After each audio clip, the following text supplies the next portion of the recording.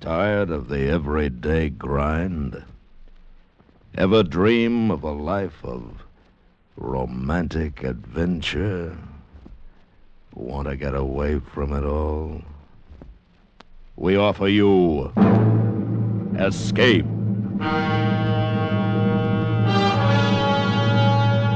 Escape, transcribed to free you from the four walls of today for a half hour of high adventure.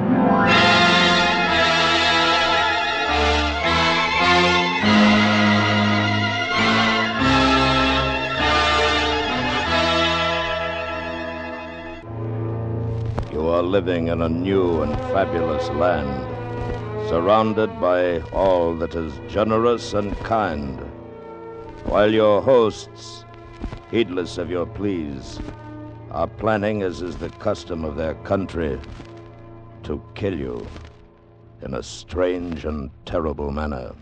Listen now as Escape brings you the fantastic story of the Voyages of Sinbad.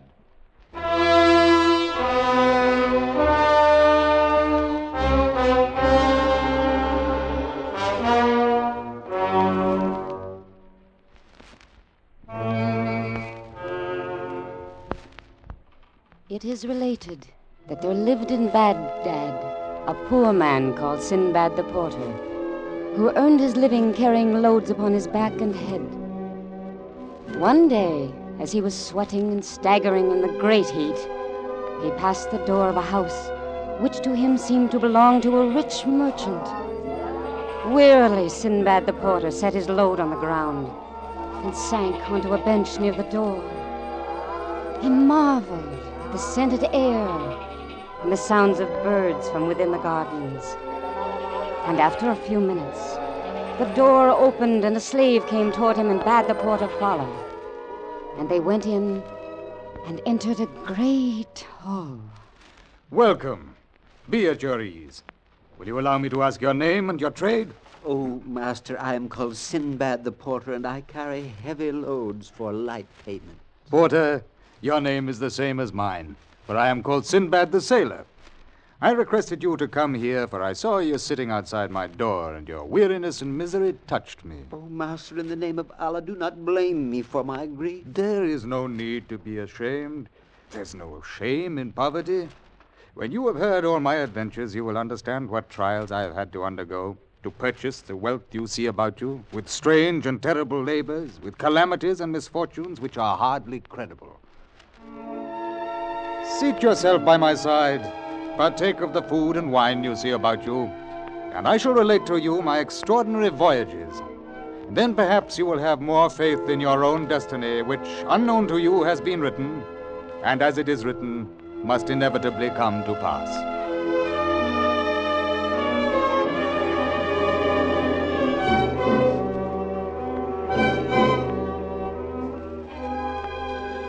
You must know, O honorable porter, who bears the same name as myself, that upon the death of my father, I found myself possessed of a considerable fortune which I spent in the accustomed excesses of youth.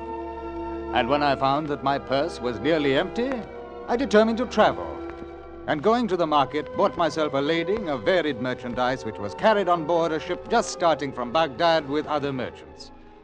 We made excellent time across the seas, trading to great profit from island to island, until one day, in mid-ocean, a tempest came upon us, and the great seas broke our ship to pieces and washed all who were aboard into the gulfs of the water.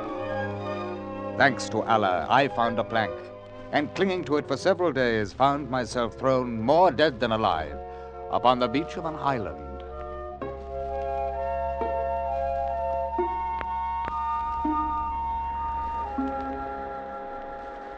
Undoubtedly, he is a stranger to our land. See how he dresses? He is from some unfortunate ship that has foundered beyond. Allah have mercy on his soul. He is alive. Oh, stranger, we thought you dead and were about to carry your body for burial. Water. Water. I shall die if I do not have water. Quickly, carry him to the house. And this they did, and offered me food and water, until, having recovered, I was taken to be presented to the king, who received me with great joy, for I was a stranger, and it was the custom to behave in that fashion. And he said, Sinbad, your escape has been a miraculous and wonderful story. Nevermore shall you want for that which you have lost. I've instructed the Grand Wazir to give you a sum of money and presents of your choosing. I thanked the king, and because in his court I had seen a woman both noble and beautiful, with whom upon sight I had grown to love, I begged for her hand in marriage. This gift he granted me, and gave us a palace with servants and a following which was truly royal. I lived in the calmness of supreme joy for many months, and then I nourished the hope that I could leave the city and return to Baghdad. Here, then, was the beginning of the dreadful event which overtook me. I returned to my wife after presenting my plea to the king, and in my heart was a foreboding heavy and evil. Oh, Sinbad, my treasure of treasures, what has befallen that you should show such unhappiness? I spoke to the king within the hour. And is this reason for tears? And more. I have not spoken of it to you, my love, but of late I cherish the hope that we might return to my homeland, to Baghdad. I long for it, both day and night. It never leaves me. I spoke of this desire to the king, and he turned a deaf ear. Oh, you should have spoken of this to me before you went to the king. Perhaps you have angered him. No, but... Oh, I know. It is the custom. You are now a citizen of the land. No citizen may leave it. Ah, but be of good cheer, my treasure. Here we may live out our lives fruitfully and in great joy. Come, I have a red bird to show you. He was caught only this morning.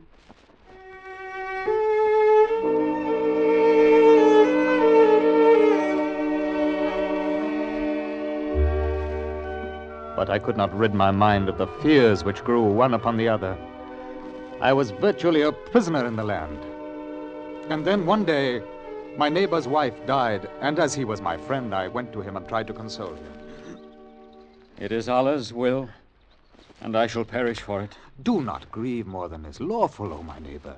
Soon the agony will become softer, and Allah will find you another wife. May he prolong your days, my friend. How can you say that? Why, it is the truth. How can you wish me a long life when you know that I have but 1 hour to live? 1 hour? Why do you speak in that way?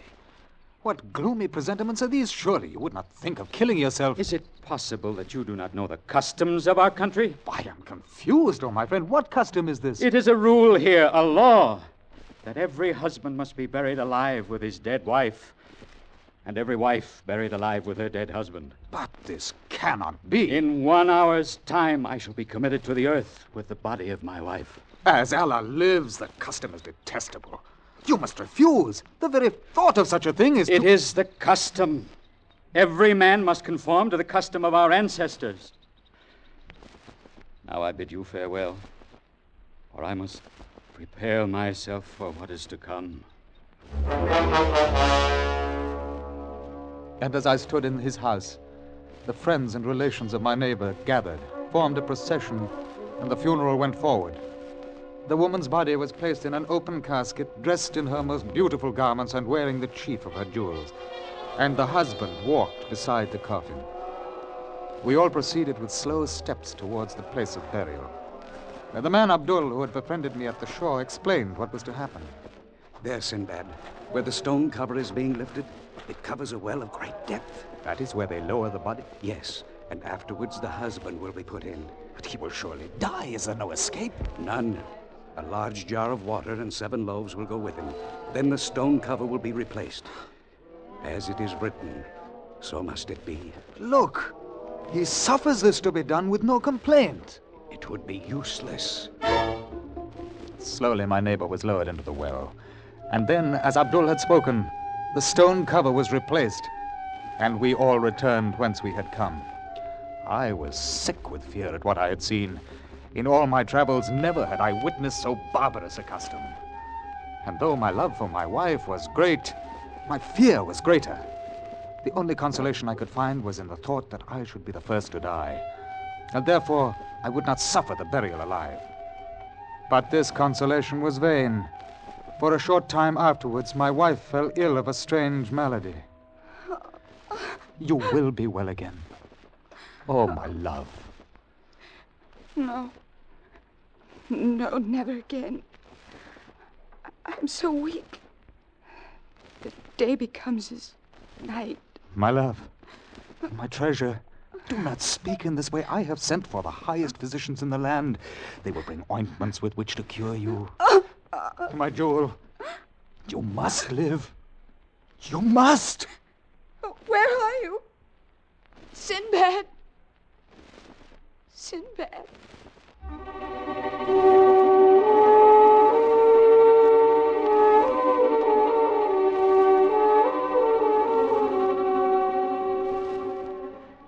She lingered on for a little time, and then, in spite of all the cares I could give, she died. My grief and horror knew no bounds, and I had no doubt as to my fate when the king came to visit me and consoled me over my approaching end. Oh, Sinbad, I grieve for you, as do your true friends. Master, my eyes have overflowed with weeping until they have become dry. There is nothing left for me but to beg at least for my own life. This cannot be. But I am a stranger. It is not just that I should have to suffer by your law. Is not my loss, the loss of my wife, sufficient agony to bear? My poor friend, it is the custom, the law. But I shall walk beside you in the procession and weep with you, for I am exceedingly fond of you, Sinbad.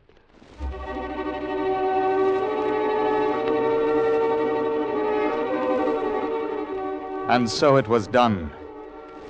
We came to the well beside the mountain which overlooked the sea, and my dear wife's body was lowered into it. And then, in spite of my struggles and lamentations, ropes were fixed under my arms, and tying a jar of water and 7 loaves of bread to my back, they began to lower me into the well. Farewell, oh Sinbad, farewell! No, I do not deserve this.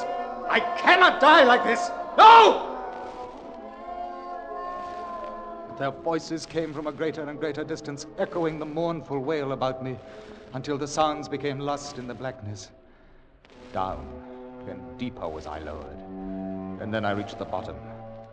The rope end was released from above, and I saw the light of the opening disappear as they replaced the great stone cover and went their ways. I was alone in that fearful underground place, alone, with only the dead for my companions.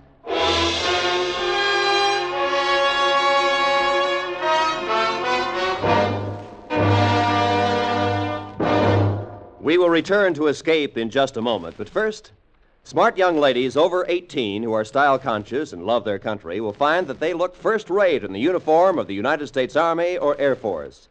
Ask at your nearest recruiting office and find out which of the many fascinating openings fits you best. Enlist and serve with honor. Defense is everybody's job. And now, back to Escape.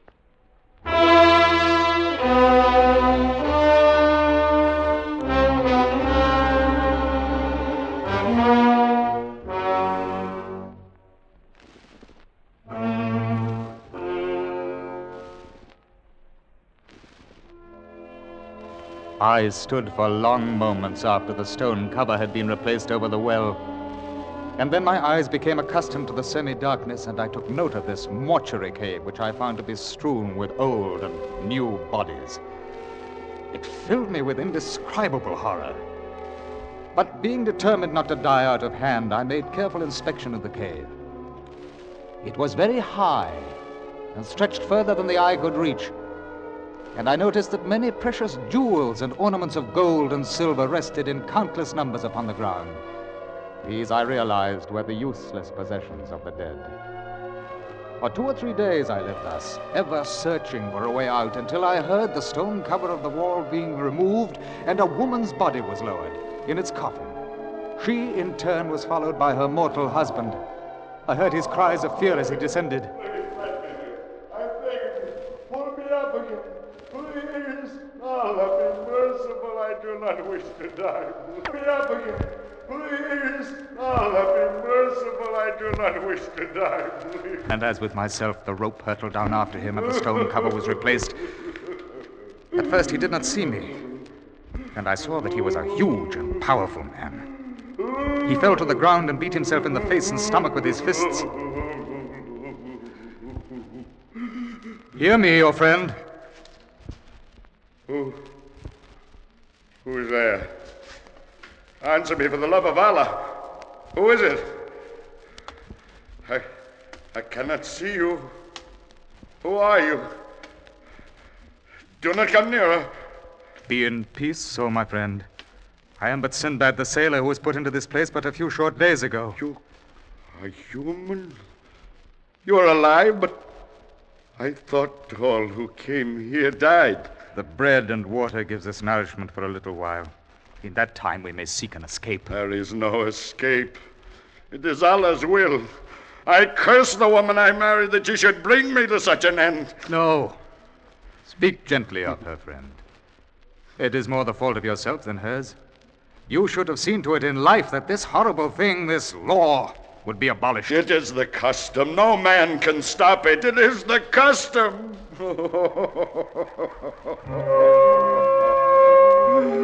With these words, he covered his head with his arms and rocked to and fro, weeping and crying out against his destiny and his departed wife. I withdrew for him.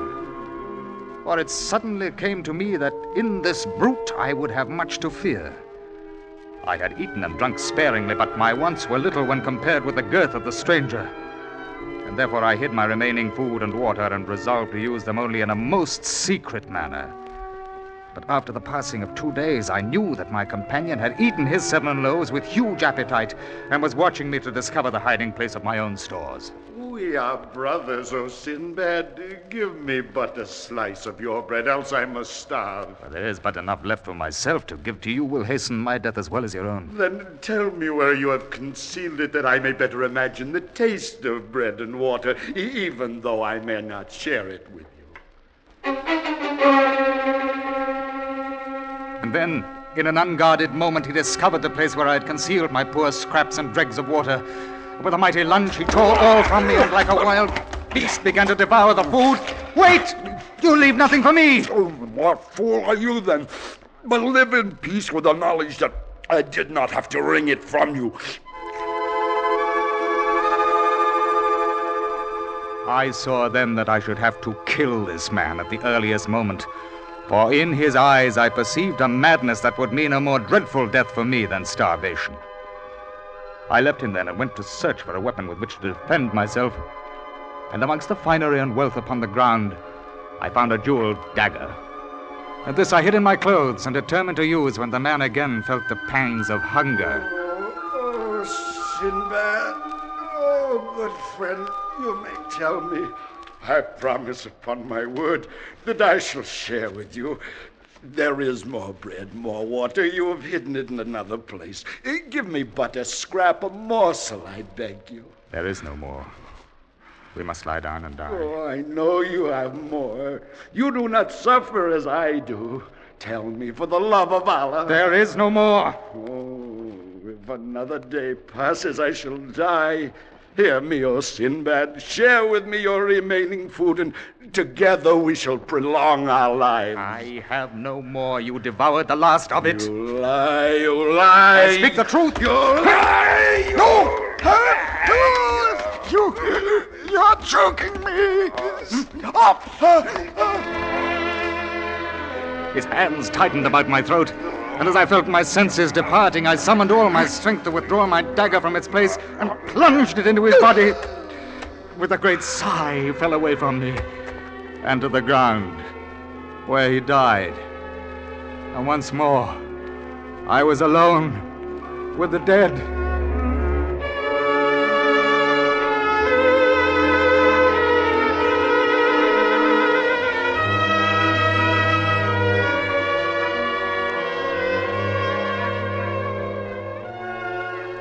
3 days and more passed. My food and water came to an end, and I gave myself up to Allah's will. It was then that I heard a noise of living breath and a movement as of steps somewhere in the deeper recesses of the cave. A great hope grew in me, for here was another being like myself, and I saw a dark shape huddled against the wall. Who is it? Who? Who are you? Oh, have mercy, O master, mercy. I am old and frail. Have mercy. I did not see you lowered into the cave. Nay, I was not. I come from the outside. The outside? There is an escape from this place. Yes. Then why have you come here? In my wickedness, I seek the wealth of those who are fallen in here. I beg of you, do not kill me for it. I am old and weak, and the treasures can do the dead no good. No, I will not kill you, but you must lead me from this place. I would gladly, but my age is upon me. I'm too weak. I must rest. No! Now, for unless I reach food and drink, I shall surely die. Then perhaps, for I perceive that you are strong in limb, perhaps you would carry me, for my weight is but that of an autumn leaf. This will I do. Oh, good old man, climb upon my shoulders and lead me the way from this accursed place.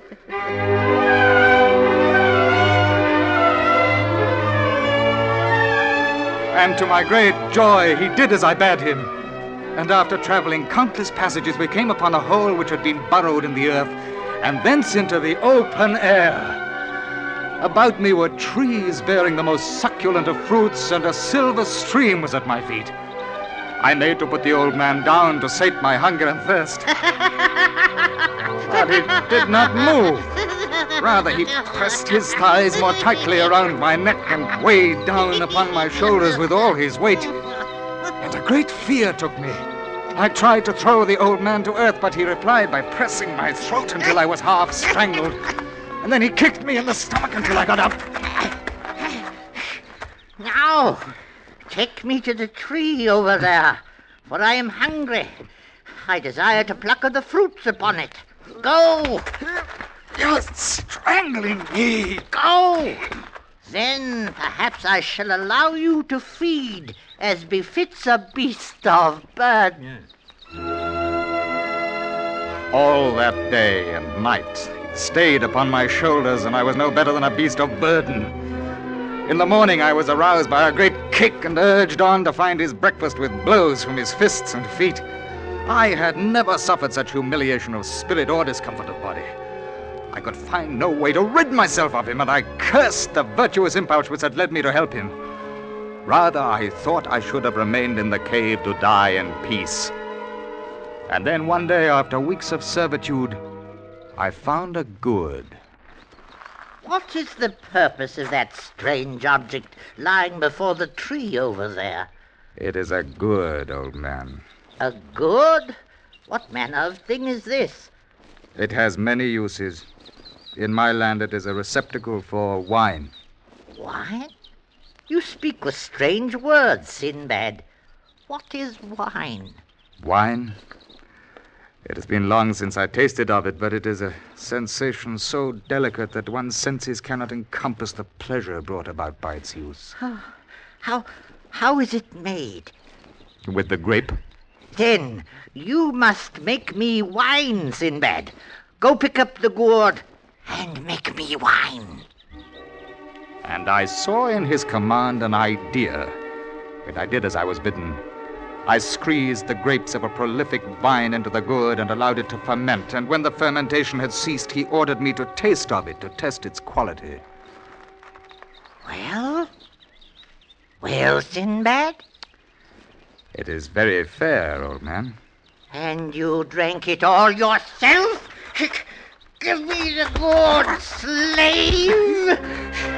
Whereupon he carried the wine to his lips and drank it to the last drop and threw the gourd far off among the trees. Soon the wine began to work on his brain. First he danced and jigged on my shoulders and then half collapsed with slack muscles. With a rapid movement I threw the old man to the ground, then fell upon him and smashed his skull to pieces with a rock. And thus he died. May Allah have compassion upon his soul.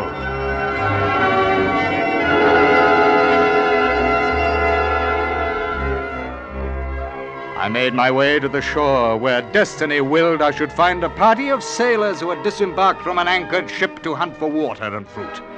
On hearing my tale, they marveled and explained that I had been a captive of the old man of the sea, that I was the first who had not been strangled. Then they took me to their ship where the captain received me kindly and we set sail. And after many days and many adventures, whereby I increased my wealth, I arrived once again in Baghdad, and brought unto myself this place where we sit together. Allah is good. How marvelous are your tales. Now, my friend Sinbad the porter, consider the labors which I have accomplished, and the difficulties with which I have overcome, and tell me if your estate of porter has not made for a more tranquil life than that which destiny reserved for me. As Allah is with you, my master, I no longer regret my station. For all your riches, I could not endure such as you have described. Ah, my friend, and neither shall you have to. And Sinbad the sailor ordered fine garments brought to Sinbad the porter. And when he was clothed in these, he gave him pieces of gold and appointed him to be his major domo, so that the two lived together in perfect friendship and joy.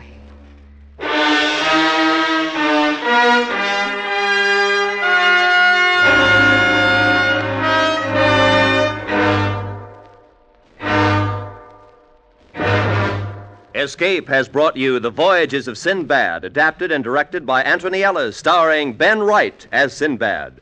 Featured in the cast were Joseph Kearns, Ted DeCorsia, Whitfield Connor, Herb Butterfield, Parley Bear, Amanda Blake, Georgia Ellis, Larry Thor, and Kurt Martell. The music for Escape was composed by Rimsky-Korsakov and conducted by Leith Stevens. Next week. You are in command of a ship sailing with sealed orders into an ocean fraught with danger, while the enemy whom you seek is lying in wait for the moment when they will close in and strike, leaving you no escape. So listen next week when Escape brings you Anthony Ellis's exciting story of adventure on the high seas.